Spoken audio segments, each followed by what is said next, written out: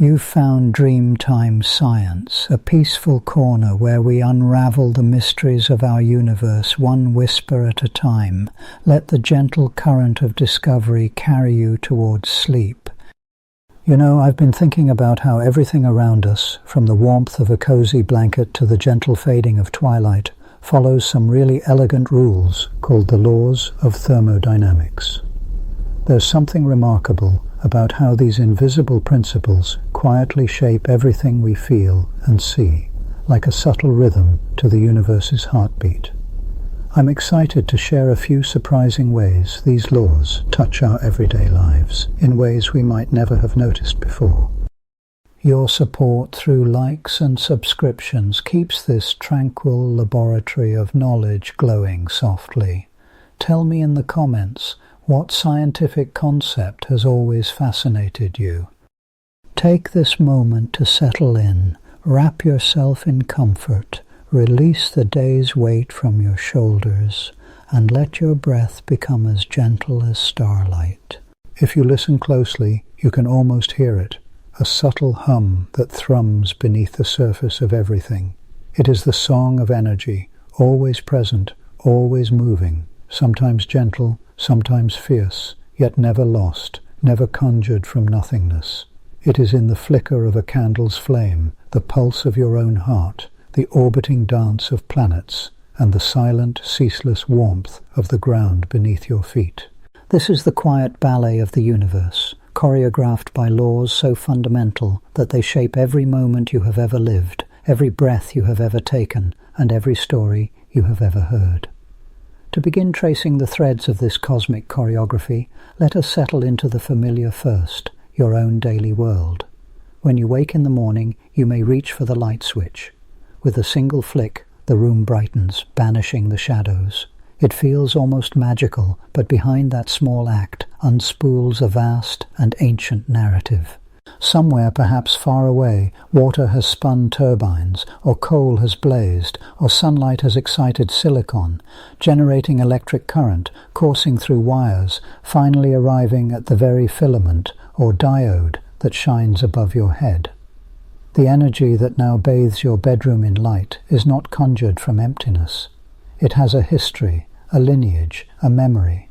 It is a traveller, transformed again and again, but never truly destroyed or created anew.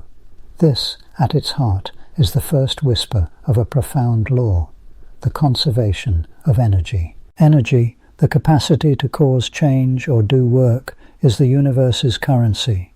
It can shift from form to form, kinetic to thermal, chemical to electrical, radiant to mechanical, but in every transaction the books must balance.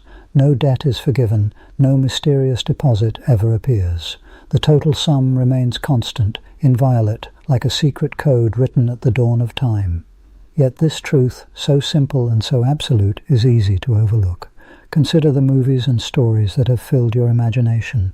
In the iconic world of The Matrix, we are presented with a vision both provocative and unsettling. Humans, cocooned in pods, serve as energy sources for the machines that rule this simulated reality. The explanation, offered by Morpheus to the unmoored Neo, is that the human body produces electricity and heat, enough, supposedly, to power the machine civilization. It is a chilling image, one that lingers with the weight of prophecy. But if we peer through the lens of physics, the illusion begins to shimmer and fade. The body, marvelous as it is, does not create energy ex nihilo. Our warmth, our movement, the faint electrical crackle in our nerves, all of it is drawn from the food we eat, which in turn is made possible by plants capturing sunlight, by chemical bonds set in motion billions of years ago in the hearts of stars.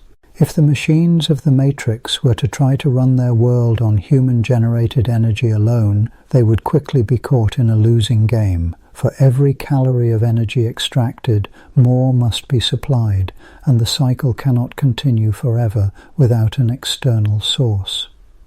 The law is inexorable. Energy flows, but it does not spring forth from nothingness. This is not merely a technicality, but a deep truth that shapes the very fabric of existence. It is why perpetual motion machines, devices imagined to run forever, generating more energy than they consume, remain the stuff of dreams and deception. Since the earliest days of mechanical invention, people have sketched and tinkered with wheels that turn themselves, rods that rock eternally, fountains that refill their own basins. Each design, in its hopeful ingenuity, crashes into the same unyielding wall. The total energy at the end is always at most what you started with. Friction, air resistance, and the 1,000 tiny inefficiencies of the world ensure that some is always lost to the quiet, inexorable tide of heat. The stories are legion. One of the most enduring is that of the overbalanced wheel, a device imagined by thinkers as far back as the Middle Ages. Picture a wheel with weighted arms, each designed to fall outward or inward as the wheel turns, supposedly creating a never-ending imbalance that keeps the wheel spinning. On paper, it seems plausible, a clever arrangement of levers and counterweights. But turn after turn, the wheel slows, succumbing to friction and the resistance of the world. The dream of perpetual motion is as old as recorded history, yet the universe, in its silence, always declines the invitation.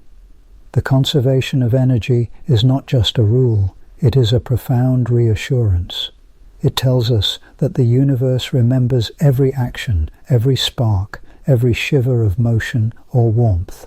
Nothing is lost, everything is accounted for. If you burn a log in the fireplace, the heat and light you feel are not conjured from nowhere. They are the sun's memory, released from the bonds of cellulose, a chemical echo of photosynthesis, which itself is a child of ancient starlight. When you eat a meal, you are not conjuring energy from the void. You are inheriting the work done by plants and animals, carried forward by the intricate web of life. Yet, if this were all there was to the story, it would be a universe of endless, effortless recycling, a cosmos where every engine could run forever, every process could be reversed, every dance could continue without pause. But the world you live in is not so forgiving. Even as energy is conserved, it is transformed, and with each transformation, some of its usefulness slips away. The tea in your cup cools, the flashlight dims, the engines stall. There is something else at work, a subtle directionality, a drift toward disorder and dissipation, a one-way street paved with lost potential. But for now, let us linger in the glow of the first law. Imagine the energy encapsulated in a drop of gasoline waiting patiently in the darkness of a fuel tank. When it is ignited, chemical bonds snap and reform, unleashing a torrent of heat and motion. Pistons drive, wheels turn, and a car speeds down the highway.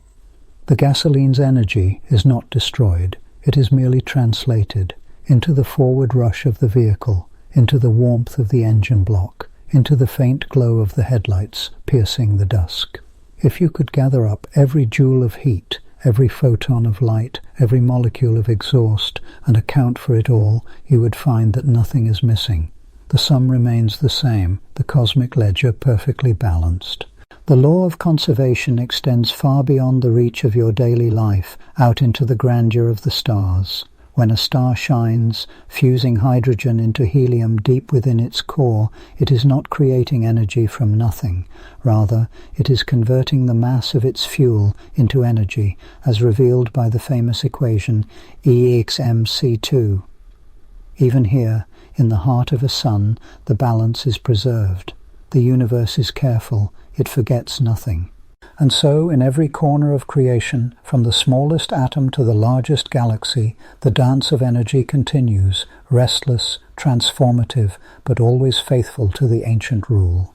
This is why, when inventors promise machines that run forever, or corporations advertise devices that produce more energy than they use, the physicist smiles gently and shakes their head. The universe does not permit such shortcuts. The laws, once written, cannot be rewritten. Yet it is precisely these limitations that have inspired so much human creativity and ingenuity.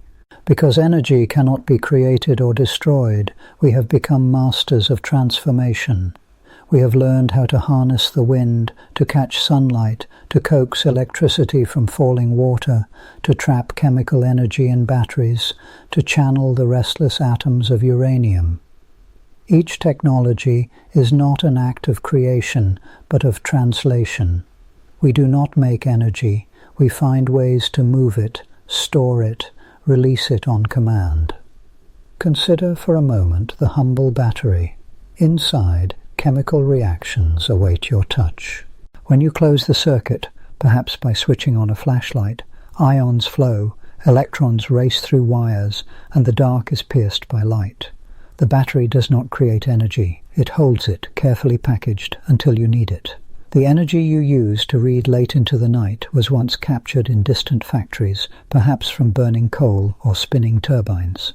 Now, in the quiet of your room, it is released, illuminating words on a page, warming your hands, perhaps even stirring your thoughts. Or think of the food you eat. The apple in your lunchbox was grown in sunlight, its sugars spun from water and air by the silent machinery of photosynthesis. When you take a bite, your body breaks those sugars apart, releasing the sun's energy to power your muscles, your mind, your heartbeat. The dance is continuous, the partners always changing, but the sum always is preserved. This is the hidden order beneath the apparent chaos of life. The world may seem confusing, unpredictable, or even magical at times, but the laws of thermodynamics are steady beneath it all. They are the silent keepers of the cosmic account, ensuring that every action has its equal and opposite reaction, that every bit of energy that enters your life is paid for, somewhere, somehow. And yet, just as we are tempted to rest in the comfort of this balance, the universe reveals another layer, another subtle step in the dance. For while energy is never lost, its potential to do work, to move, to build, to power dreams, can slip away, dissipated into forms less useful, less ordered. The world trends toward disorder, toward randomness, toward entropy. But that is a tale for another night, another act in our unfolding journey. For now, let your mind drift through the gentle constancy of conservation. Every flicker of light, every rush of wind, every beat of your heart is part of the great flow. The universe plays its endless symphony, and you are both audience and participant. The first law holds you, steadies you, cradles your world in its quiet, unbreakable grasp. If you listen, you can almost hear the next movement beginning, a note of uncertainty, a hint of inevitable change, a whisper of the second law, waiting just beyond the edge of dreaming. The dance of energy is not only about balance, but about direction. Where does the warmth go when the tea grows cold? Why do all things drift toward stillness, toward rest? These are questions for the next chapter as the dance continues and the night deepens. There are forces in the world so omnipresent, so quietly authoritative, that we hardly notice their touch, even as they shape the course of every sunrise, every breath, every fleeting moment of warmth or chill. The laws of thermodynamics are among these invisible threads of power, drawn taut through the fabric of reality. They do not shout, they whisper, and their voice is law. To truly listen, to hear the measured cadence of their governance, is to glimpse the grand choreography behind all things that change, all things that move, all things that live and decay. If you were to hold a warm mug of tea in your hands, feeling its heat seep into your palms, you might believe that this simple comfort is a private exchange between you and the cup. But in truth, you are participating in the ancient, unyielding negotiation of energy. Your skin, the porcelain, the swirling air, all are parties to a contract enforced by the first law of thermodynamics. Energy can be neither created nor destroyed, only changed in form. The total tally remains, no penny lost, no coin conjured, yet nothing stays the same. The world is always in the act of counting and recounting, a cosmic accountant tallying heat, light, motion, and sound. But the first law is only the opening movement, a declaration of conservation. It is the second law that gives thermodynamics its haunting poetry, its bittersweet melody. This law, the law of entropy, is less a rule than a pronouncement of fate. It tells us that left to themselves, things become less ordered, less able to do work, less capable of sustaining their original form. The warmth in your tea dissipates, never to return of its own accord. The aroma of bread escapes the oven, never to be recaptured. A house, untended, falls to dust. Entropy is often called the arrow of time. It points only one way. If you were to watch a glass shatter in reverse, the shards leaping together, the cracks healing, you would know, without a doubt, that the film was running backward. Entropy increases. This is the fundamental asymmetry of the universe. It is the reason why the past and the future are not the same, why memories accumulate in one direction, why eggs can be scrambled but never unscrambled. This is not merely a human sorrow or inconvenience. It is a cosmic principle. The stars themselves are cradles of order, burning through their fuel, radiating their heat into the blackness, slowly, inexorably, winding down. Even the most distant galaxies, spinning in their silent ballet, are subject to the same relentless accounting. In the fullness of time, all gradients fade, all differences blur, and the universe moves toward a state where, though energy remains, nothing more can be done. This is the so-called heat death, a future where entropy reigns supreme, and the possibility of change is exhausted. Yet entropy is not mere disorder, not simply a measure of mess. It is, more precisely, a measure of the number of ways a system can be arranged, the number of microscopic possibilities that yield the same outward appearance. Consider a deck of cards, freshly ordered, the ace of spades atop the king, queens, and jacks stacked in their suits. In this arrangement, there is but one way to be perfectly ordered. But shuffle the deck. The number of possible arrangements explodes, yet to the naked eye, the deck is merely mixed. The more ways to arrange the parts without changing the whole, the higher the entropy. On a molecular level, this proliferation of possibilities is staggering. A single glass of water contains more molecules than there are stars in the universe. Each molecule moves, collides, dances its own subtle dance. The more freedom these particles have, the more ways they can be arranged, the higher the entropy. To cool the water, to bring order, is to constrain these molecules, to reduce their freedom, to pay in energy for a momentary reversal of the tide. But always the cost is exacted elsewhere.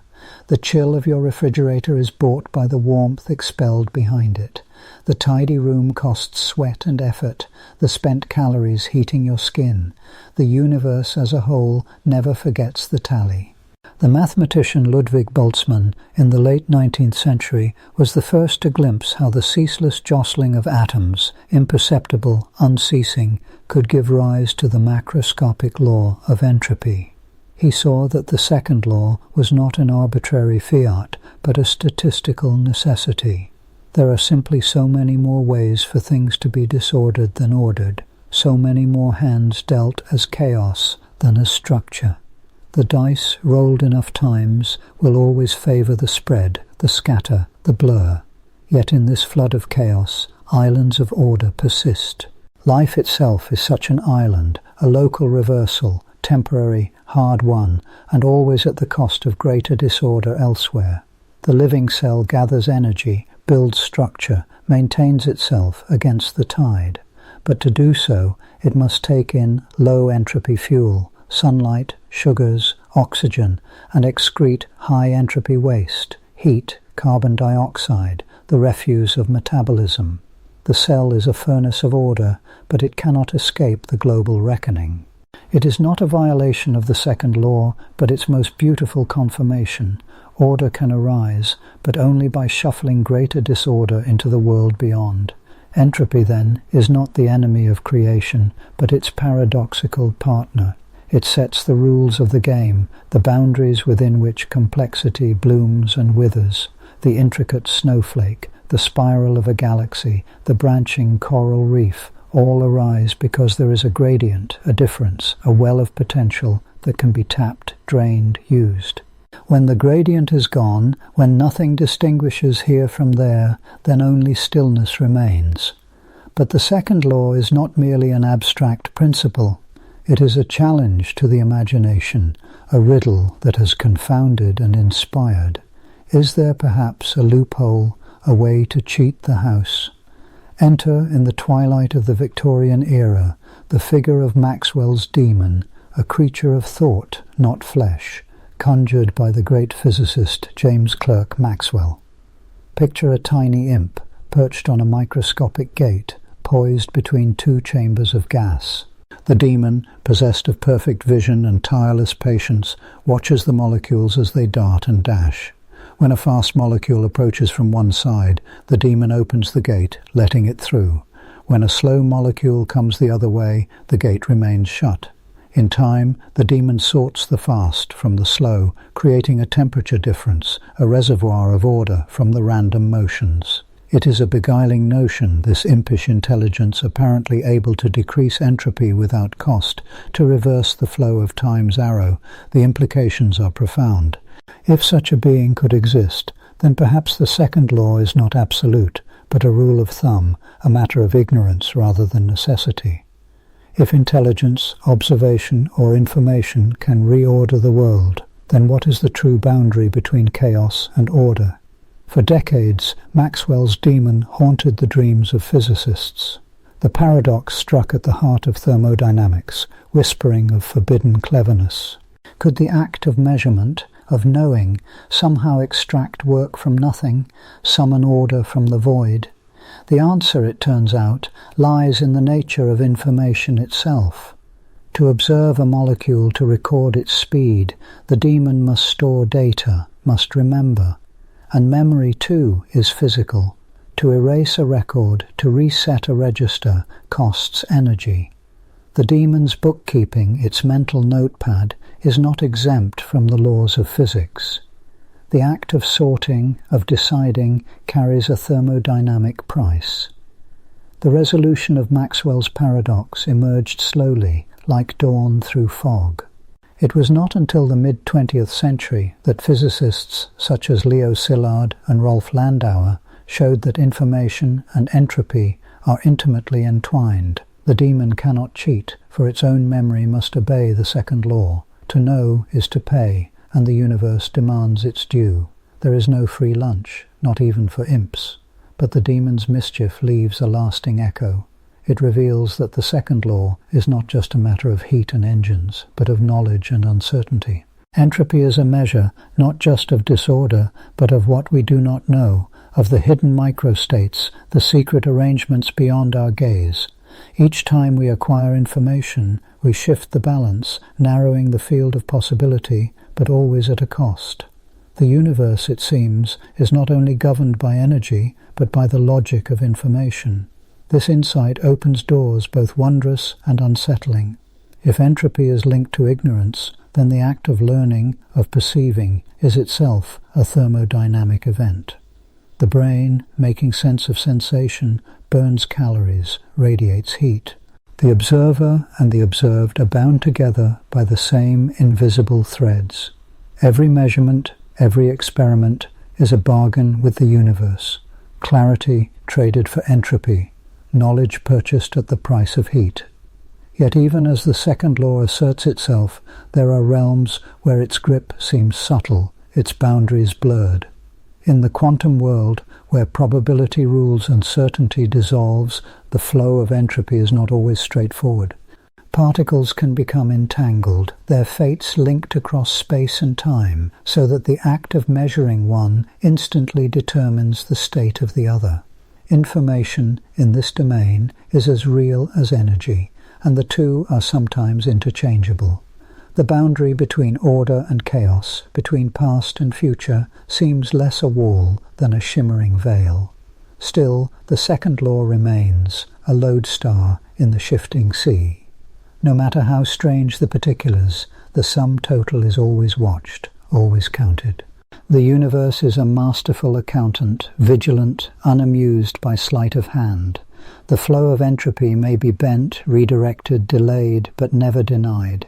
And so the invisible threads of power continue to weave their pattern through all things, from the birth of stars to the flicker of synapses, from the crash of waves to the hush of midnight air. Entropy charts the possible and the impossible, the likely and the rare. It is both the limit and the source of wonder, the reason why order is precious, why change is inescapable, why time itself has a direction. We find ourselves, then, not as masters of these laws, but as their children, creatures of the in-between, poised on gradients, living by the grace of difference and drift. Our every act is a negotiation with entropy. To create, to remember, to love, is to push against the tide, to buy a little time, to carve a fleeting sanctuary of order within the relentless current. Yet even now, questions remain.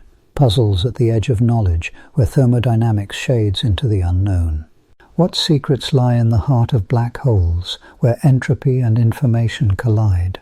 What stories are written in the cosmic microwave whisper, the afterglow of creation itself? The second law beckons, not as a barrier, but as an invitation, to seek, to wonder, to follow the thread a little further into the labyrinth. In the stillness, as the world cools and the night deepens, the pulse of entropy endures. There are more mysteries to unravel, more patterns to trace in the tapestry of order and chaos. Somewhere, beyond the horizon of certainty, the next question waits, patient and unyielding, tangled in the invisible threads of power.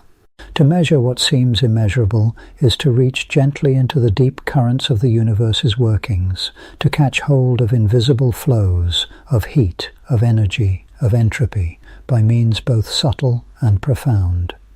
The story of thermodynamics is, in its essence, the story of our attempts to pin down the elusive, to give numbers and language to things that, for most of human history, slipped through our fingers like water through a sieve.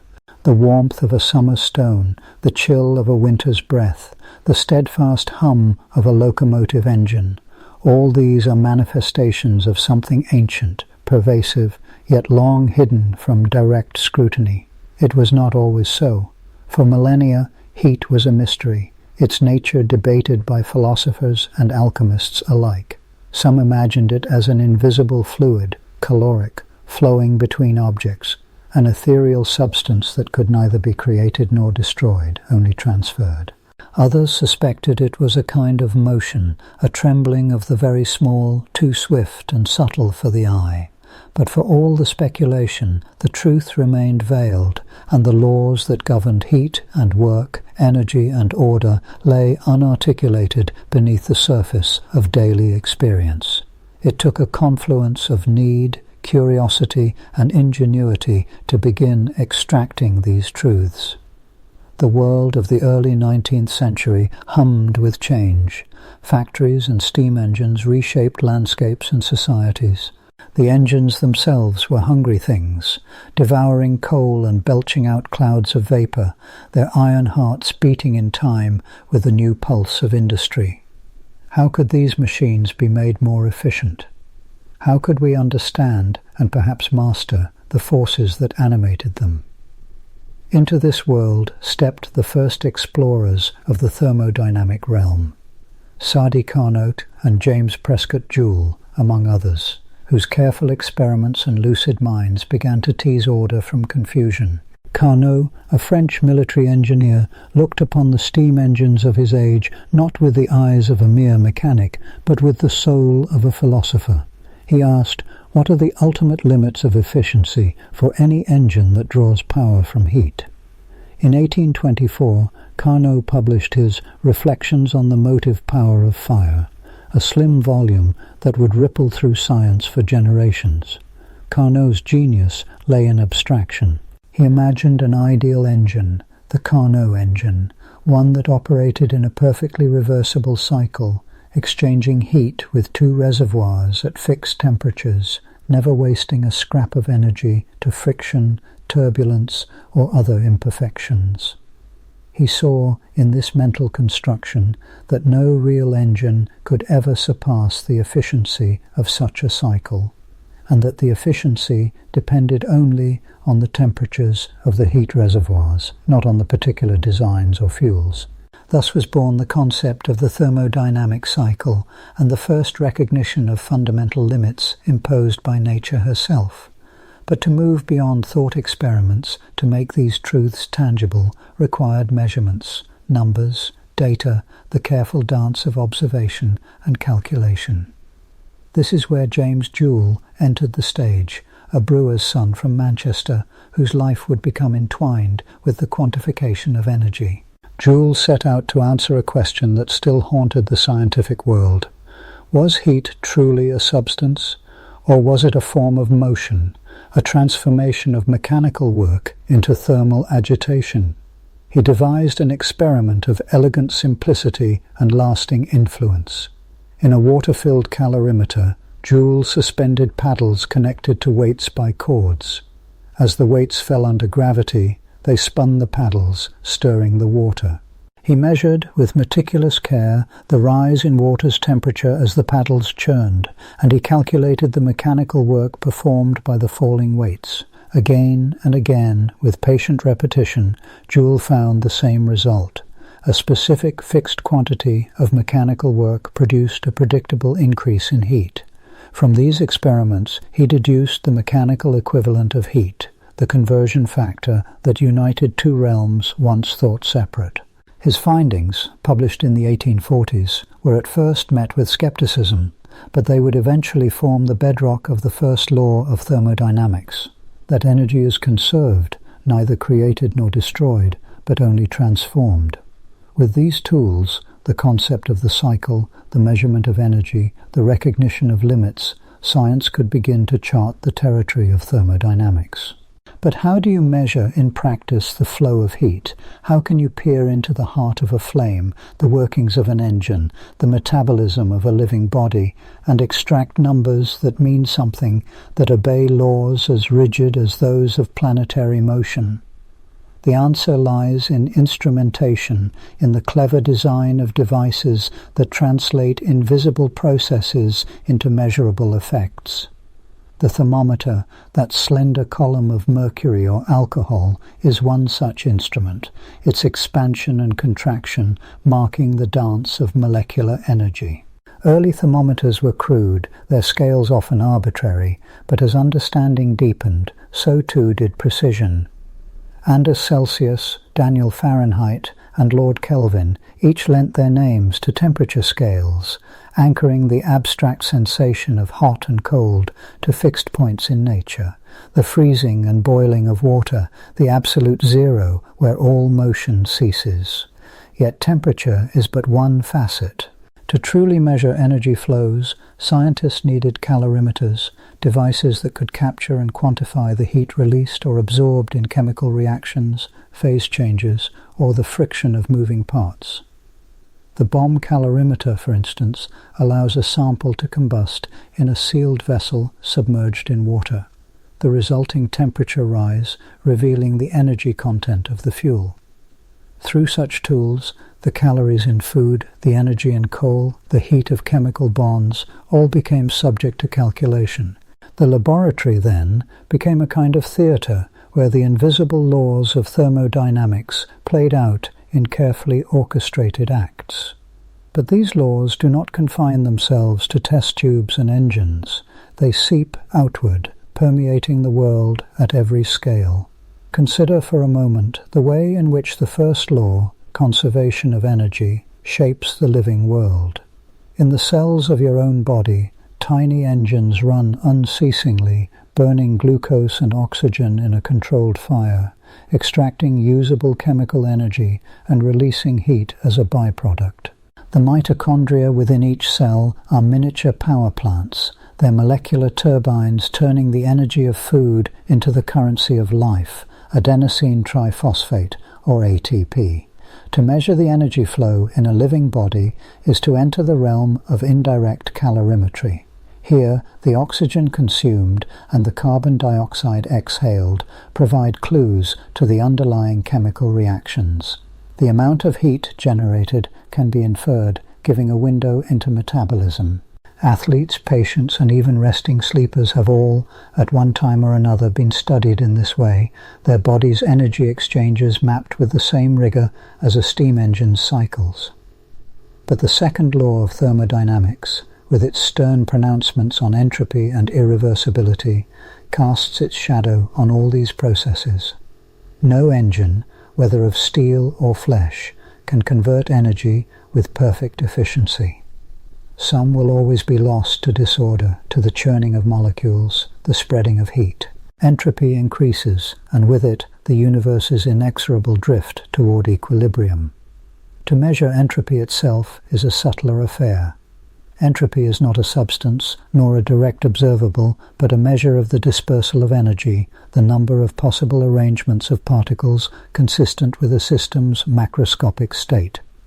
In the laboratory, scientists infer entropy changes by measuring heat flows and temperatures during reversible processes.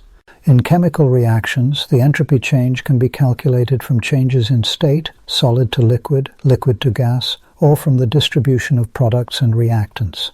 Modern tools allow us to probe these subtleties with ever greater finesse. Differential scanning calorimeters, for example, can track the minute heat flows as materials change phase or undergo transitions, revealing the hidden order and disorder within. Spectroscopy, too, offers glimpses into the energy states of molecules, their vibrations and rotations encoded in the light they absorb or emit. Beyond the lab, the laws of thermodynamics reach into the cosmos itself. The stars burn with nuclear fires, their energy radiating through the vacuum of space, governed by the same principles that warm your hand beside a campfire. The expansion of the universe, the formation of galaxies, the cooling of cosmic gas clouds, all are shaped by the interplay of energy, temperature, and entropy. Even the ultimate fate of the universe, the so-called heat death, is a thermodynamic prophecy. The gradual winding down of order, the dissipation of usable energy, the slow drift toward a uniform, featureless equilibrium where no more work can be done. Thus, the same laws that guide a cup of cooling tea also dictate the destiny of galaxies. But to return from such grand vistas to the quiet intimacy of the laboratory, consider the way thermodynamics has entered into the fabric of modern technology. The engines that power our cars and planes, the turbines that turn in power plants, the refrigerators that preserve our food, all are governed by the same inescapable rules. Their efficiencies, their limits, their modes of failure. These can all be predicted, measured, and within bounds improved upon by applying the lessons of Carnot, Joule, and those who followed. In the world of information technology, too, the laws of thermodynamics are at play. Every time a bit of information is erased, a tiny increase in entropy must occur, a minute amount of energy is dissipated as heat. The dream of perfectly efficient computation is checked by the second law, reminding us that even in the realm of thought, the flow of information cannot be separated from the flow of energy. Contemporary scientists, inheritors of this long tradition, wield tools their forebears could scarcely have imagined. Cryostats chill samples to fractions of a degree above absolute zero, revealing new states of matter and quantum behaviors. Laser cooling slows atoms to a crawl, allowing the study of thermodynamics in regimes once purely theoretical. Spacecraft measure the cosmic microwave background, the afterglow of the Big Bang, a relic of the universe's earliest energy transactions. And yet, for all our advances, the challenge remains the same as it was for Carnot and Joule: to measure, to understand, to find order in the apparent chaos of the world. to map the hidden flows that animate everything from the smallest cell to the largest galaxy. In your own life, the laws of thermodynamics are your constant companions, whether you sense them or not. The food you eat is measured in calories, a unit born in the fires of the calorimeter. The warmth in your hands, the coolness of a breeze, the fatigue that overtakes you after a long day, all these are the footprints of energy transformed and entropy increased. The art of measuring the immeasurable, then, is not merely a technical achievement. It is a way of seeing the world, of perceiving, beneath the surface of things, the deep currents that bind all matter and motion. It is a testament to human curiosity, ingenuity, and the restless urge to illuminate the shadows. Still, questions remain. Even as we refine our instruments and deepen our understanding, there are mysteries that beckon. How might the laws of thermodynamics shift in the strange landscapes of black holes or in the earliest moments of the universe? What new forms of order or disorder might emerge in the intersections of life, information, and energy? The journey of thermodynamics is far from over. Each measurement, each experiment, each new technology is a step along a path that winds onward into deeper and stranger territory. In this restless quest to measure the immeasurable, to find meaning in the heat and the cold, the order and the chaos, we are always on the threshold of discovery, always reaching for what lies just beyond the horizon. And so the story unfolds, the laws of thermodynamics guiding not just our engines, but our questions, our hopes, our sense of wonder itself. The next chapter waits, poised in the balance between energy and entropy, order and disorder, as we continue to trace the patterns that shape our universe. There is something quietly astonishing in the realization that every breath you take, every shiver or sigh, each comforting warmth and biting chill, is woven into a tapestry set by the laws of thermodynamics. These principles, born of the study of steam engines and the motions of invisible particles, shape the very stage on which life, thought, and the universe itself perform their ancient, ongoing drama. In this final meditation, let us drift through the corridors of meaning illuminated by these laws, attending to the vast and the intimate alike as the thermal symphony unfolds. Begin, if you will, with the softest of sensations, the warmth of your own skin against cool sheets, the gentle hush of your breath mingling with the air of your room. Such moments are the most familiar notes in the thermodynamic symphony, yet their origins are profound. That warmth is the restless jostling of trillions of molecules, the kinetic ballet of atoms set into motion by the sun's energy, filtered through the green alchemy of plants, the metabolic fires of food, and the intricate machinery of your own cells. Each heartbeat, each flicker of thought, is fueled by chemical reactions that in their efficiency and waste obey the same stern rules as a roaring star or a cooling nebula. The laws themselves are on the surface elegantly succinct. The first, energy can neither be created nor destroyed, only transformed. The second, entropy, the measure of disorder, tends always to increase. The third, as temperature approaches absolute zero, the entropy of a perfect crystal approaches a minimum. And the zeroth, often left unsung. If systems are each in thermal equilibrium with a third, they are in equilibrium with each other. These rules are as relentless as they are impartial. They govern the crackle of a fire and the slow cooling of tea, the formation of clouds and the melting of glaciers, the pulsing of neurons and the blaze of galaxies. Yet their implications reach far beyond the laboratory or the kitchen into the mysteries of time, life, and the ultimate fate of all things. Consider for a moment the arrow of time. Why does time seem to flow in one direction, always forward, never back? Physics at the microscopic level, the dance of atoms and molecules, does not in itself prefer past over future. The equations are perfectly reversible. A movie of colliding billiard balls played backward would look just as plausible as the original. Yet in our everyday world, the past is fixed and the future uncertain. Spilled milk does not leap back into its glass. Ashes do not reassemble into logs.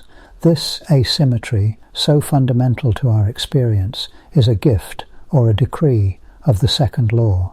Entropy increases. Systems evolve from states of order to disorder, from the improbable to the likely. When you drop a cup and it shatters, the energy and arrangement needed to reverse the process is so vanishingly improbable that it simply never happens. Order gives way to chaos, not the other way around. The universe as a whole, once in a state of low entropy, a hot, dense, uniform plasma after the Big Bang, has been inexorably marching toward greater disorder ever since. Yet here, amidst this cosmic drift toward entropy, something astonishing occurs. Out of disorder, islands of order emerge, temporary, improbable, but real. Life itself is such an island. The green leaf, the beating heart, the luminous mind, all are pockets of low entropy, maintained not in defiance of thermodynamics, but because of it. Life is not an exception to the second law, but a local reversal made possible by the flow of energy from a hotter body, the sun, to a colder one, space. Plants capture sunlight and store it as chemical order. Animals eat plants, or each other, burning that order for motion, thought, and warmth. In the process, waste heat and entropy are shed into the environment, even as fleeting structures of complexity bloom and fade. The same pattern holds at every scale. Galaxies coalesce from scattered matter, stars ignite, planets form, and on at least one small rocky world, consciousness arises to marvel at the whole performance. All of these are eddies in a greater current, local decreases in entropy paid for by greater increases elsewhere. The universe is not merely running down, it is on the way composing symphonies, crafting snowflakes, shaping minds capable of wonder. But this order is always temporary. The warmth of your hand, the glow of a candle, the energy of a living cell, all are borrowed from the cosmic storehouse and must be repaid with interest. In each, energy spreads out, gradients flatten, differences even out.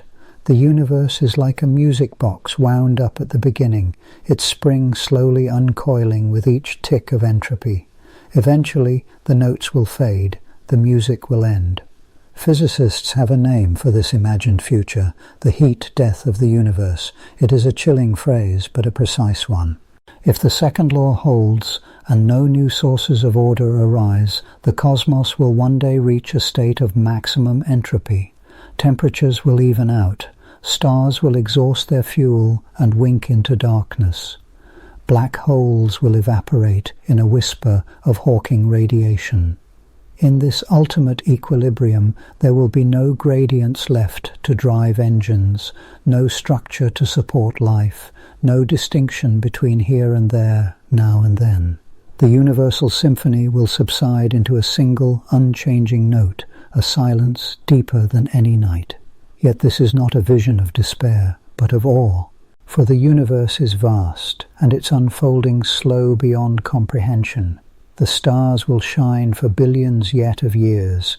The dance of matter and energy will spin on in myriad forms. And in the meantime, now, tonight, the laws that portend eventual silence also enable every act of creation and discovery. The warmth of a cup of coffee, the shimmer of moonlight on snow, the laughter of friends sharing a meal. Each is a transient marvel, a local reversal of entropy made possible by the flow of energy through open systems. The fleetingness of these moments lends them not futility, but poignancy. Let us linger here for a while with the simple pleasures of thermodynamics in daily life. The comfort of a hot drink in winter is not just a sensory delight, but a microcosm of cosmic order. When you pour coffee into a porcelain cup, the scalding liquid surrenders its heat to the cooler ceramic and the chill air. Steam rises, carrying away energy and molecules into the room's lazy currents. To you, the process is familiar. The drink cools, the steam fades, the warmth dissipates. But beneath the surface, an orchestra of molecules is at work, colliding, vibrating, sharing energy, always trending toward equilibrium. The same is true of the winter wind that numbs your fingers. The air outside, colder than your skin, robs you of thermal energy. To resist this, you don a coat, an invention that traps a layer of air, slowing the transfer of heat from your body to the world. The coat is a barrier, a negotiator between the hot and the cold, helping you maintain the delicate balance that keeps your cells alive. All of human comfort, in a sense, is a negotiation with entropy. We build houses, light fires, cook food, and knit blankets as strategies to manage the inevitable loss of heat, the universal drive toward equilibrium. Even memory and thought are implicated in this thermal story. The brain, that dense tangle of neurons and synapses, is a prodigious consumer of energy. To think, to remember, to dream is to burn chemical fuel, glucose and oxygen, releasing heat as a byproduct. Each act of learning is a temporary reversal of entropy, a carving of new patterns in the wet clay of the mind. Yet the very act of storing information, of forming a memory, increases entropy elsewhere. The waste heat vented by your brain, the calories digested and spent, the oxygen consumed and carbon dioxide exhaled. The price of mental order is paid in thermal coin. Zooming back out, the same principles animate the grandest processes in the universe. Stars, those blazing furnaces, are engines of thermodynamic drama. They form from clouds of gas that collapse under gravity, raising their temperature and pressure until nuclear fusion ignites. In their cores, hydrogen is forged into helium, and in the process, vast quantities of energy are released. This energy pushes outward, balancing the inward pull of gravity until the star's fuel is spent. Then, depending on its mass, the star may puff away its outer layers as a nebula, collapse into a white dwarf, or explode in a supernova, scattering heavier elements, carbon, oxygen, iron, into the cosmos. These elements, born in the hearts of stars, become the stuff of planets and people. Every atom in your body heavier than hydrogen was forged in a stellar furnace, the ultimate thermal engine. This cycle, repeating over eons, is a vast interplay of order and chaos, energy and entropy. The universe's capacity to create complexity depends on the existence of gradients, differences in temperature, pressure, or chemical potential that can be harnessed to do work. It is the unevenness of things, the presence of contrast, that makes structure and life possible. Were the universe perfectly uniform, perfectly equilibrated, there would be no flow, no change, no life, only stasis. There is a certain humility in recognizing our place in this story. We are not outside the laws of thermodynamics. We are their expression, their temporary flourish. Our bodies, our thoughts, our civilizations are all eddies in the great current of energy and entropy. We build and discover, love and remember, because the universe allows for a time the creation of order at the expense of greater disorder elsewhere. Yet there is also cause for gratitude. The warmth that soothes us, the light that guides us, the energy that sustains us, all are the products of a universe whose laws, though impartial, permit beauty and meaning to arise. The second law does not decree futility, but dynamism. It is the reason stars shine, rivers flow, and hearts beat. Without it, there would be no change, no drama, no becoming, only the unmoving silence of perfect equilibrium. So, as you settle into the hush of night, feel the gentle exchange of heat between your skin and the air. Hear, in the quiet, the echoes of a cosmic performance that began long before you were born and will continue long after you are gone. The laws of thermodynamics are not distant abstractions, but the pulse of existence itself, playing out in every flicker of warmth, every drift of cool, every fleeting moment of order carved from the sea of chaos. In this awareness, life becomes a kind of mindfulness, a savouring of the transient, a gratitude for the improbable. The next time you cradle a steaming mug between your palms or watch sunlight glint on frost, pause and listen for the quiet music of entropy and energy, order and disorder. This is the thermal symphony, playing everywhere, always. The universe is not a static place, but a living, breathing composition, with each of us as a fleeting, vital note. As the night deepens and the world cools by imperceptible degrees, you may find comfort in the knowledge that you are part of this grand unfolding. The warmth that lingers in your bones, the rhythm of your breath, the hush that settles over all things, these are the movements of a cosmic music, still playing, still becoming. Somewhere in the farthest reaches of space and in the quietest corner of your room, the thermal symphony continues, unresolved, inviting you to listen, to wonder, and to dream. As our journey through the gentle currents of the laws of thermodynamics drifts to a close, we watch their quiet dance like a comet tail fading into the hush of space, shaping all that is with graceful, unseen threads. May you carry this peaceful wonder with you, and when the stars beckon again, we'll return together for more Dreamtime tales woven from the fabric of the cosmos.